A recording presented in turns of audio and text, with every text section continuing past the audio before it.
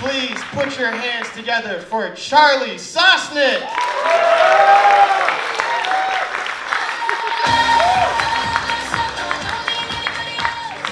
What's up, everybody? How are we doing? Woo. A lot of nice beards in the crowd tonight. I like yours. How long did that take to grow? 2 months? Yeah. I've been growing mine out too. Haven't shaved in like 20 years. My beard is just like 10 faint cat pubes attached with a purple Elmer's glue stick around my orifices. And my mustache is like 3 of the faintest cat pubes positioned on either side, facing off, like the boys and the girls at a middle school dance. I hate when you see a guy with a beautiful beard shave and they just become suddenly ugly. In one moment, you go from Ernest Hemingway to one of those baby pandas that the zoo always publicizes, and they've got no fur and their eyes are sealed shut, and all they can do is suck on a teat, like... That's what you look like when you shave. It's nasty. People are so unappreciative of their body hair.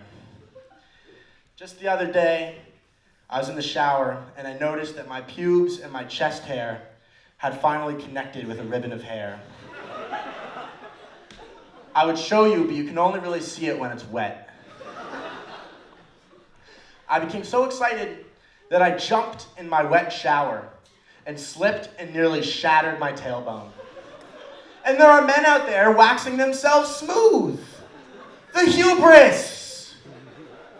Who are we to play God? Do you guys ever get in fights with your mom? Yeah, me too.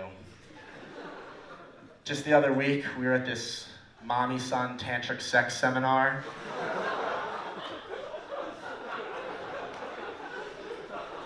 And we'd each been orgasming together for like 10 consecutive hours.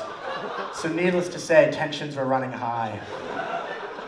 And in between waves of divine pleasure rippling outwards from her yoni, she turns to me and says, "Charlie, why do you always leave your toothbrush out on the counter instead of putting it in the toothbrush holder? It leaves white marks on the granite." And I, as my penis collapsed in on itself from the throbbing pleasure, said, "I don't know, I guess I just forget."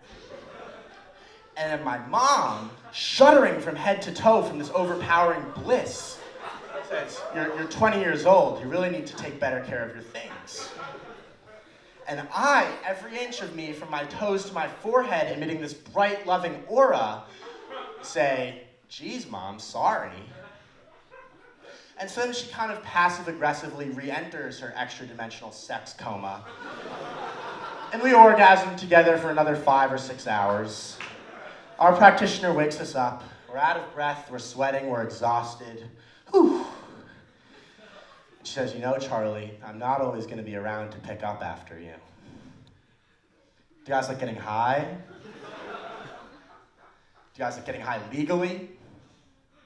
I've got this legal way to get high where I'll put on a really big, warm hoodie, right?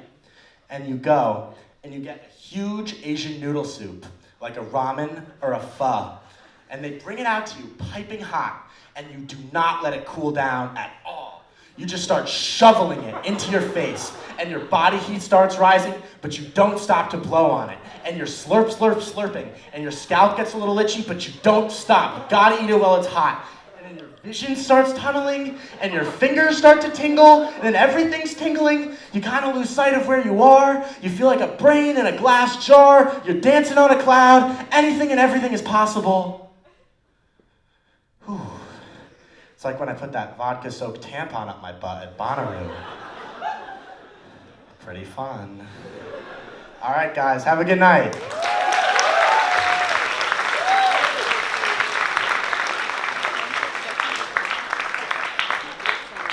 Charlie Sosnick, everyone.